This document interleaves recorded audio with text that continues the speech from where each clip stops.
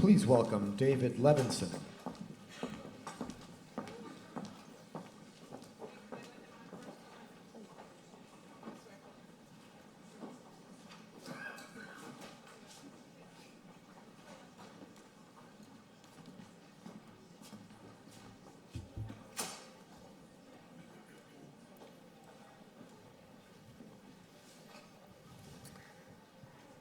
Well, there's a lot of people here today. I'm very happy to see that. You know, getting around New York City today, we all know, is a challenge, so you guys must have started early, because I did. You know, it's a really wonderful opportunity to be here before the Municipal Art Society. Once again, I was here a few years back with Norman Foster. Today, we're going to be talking about 390 Madison Avenue. Eugene Kohn is going to be making a presentation to you. The big question is, why didn't we tear this building down? The building was built in 1955. You know, it's a very old building. And the average age of a building in Midtown Manhattan is 75 years old. You may not realize that. You may go down the avenues and the streets and see some buildings with glass on it and think that this is a modern city.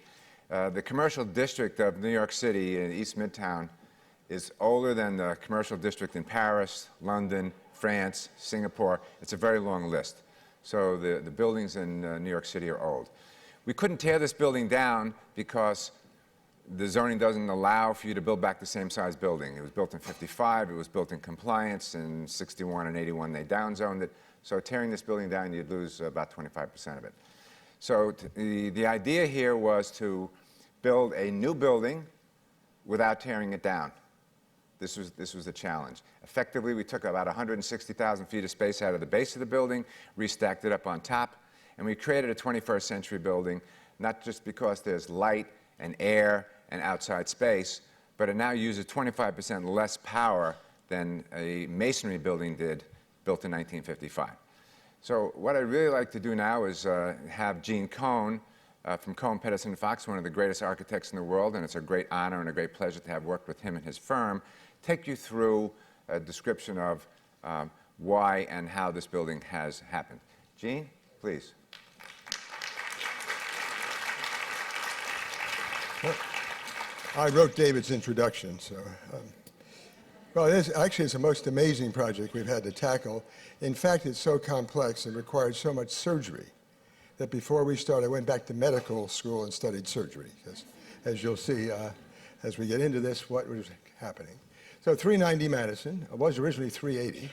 Well, I start off by showing most developers, architects love to do new buildings, the challenge of designing a new place like Hudson Yards, or work with existing buildings within the same volume, but change the interiors, going from a typical rabbit warren of offices, et cetera, to opening up with atriums and lots of light, as at Unilever headquarters in London, which we did, and a great open plan workspace, which everybody loves. So total change, but all within an existing building.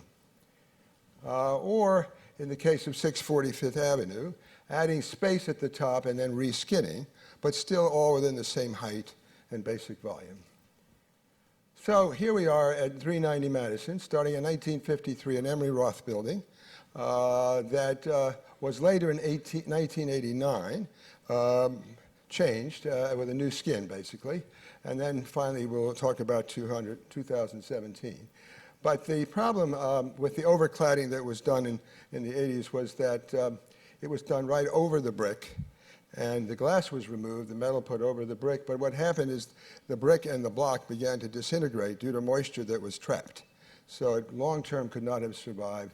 And the new exterior, which is basically a beautiful glass, bringing lots of light into the building, as you can see. Here's the structure. And basically what we had to do to this existing structure is to remove structure, floors, et cetera, columns, beams, and even floors in some cases, and then restack it with it at the top. So basically a 25-story building with one mechanical floor becomes a 32-story building with two mechanical floors and a total new proportion, a much more vertical and more dramatic, as you can see.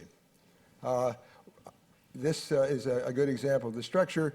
Obviously, there had been no diagonal bracing, no lateral bracing in this building, and so it was necessary to begin to add that to this structure so it could handle the greater height and deal with the wind, et cetera.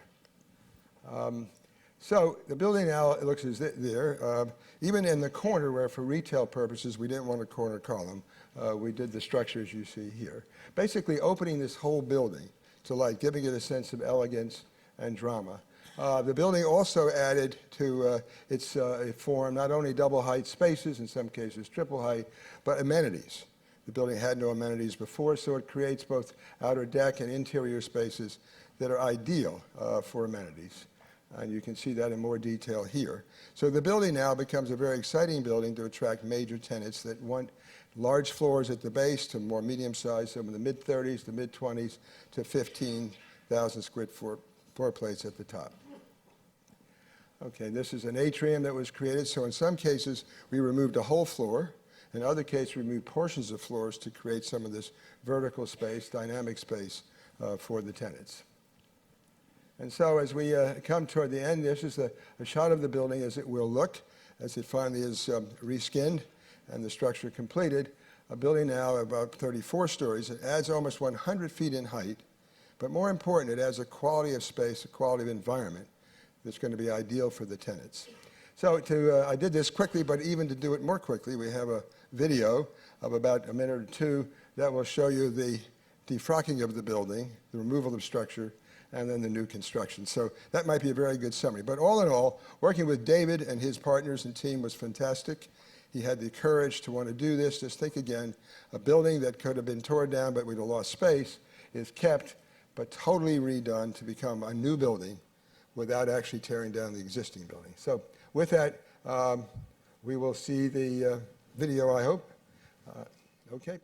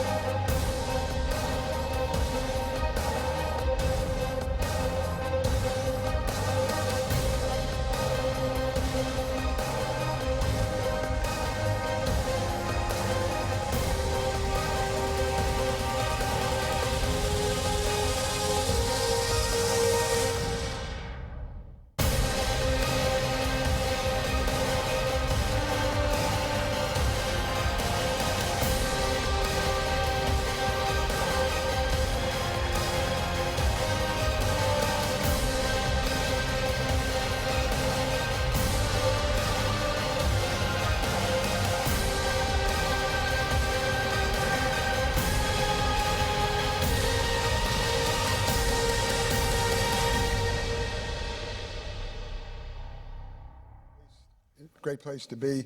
My partner, Doug Hocking, is the lead designer in this. I think he's done a spectacular job. Thank you, and thank you, David. Okay.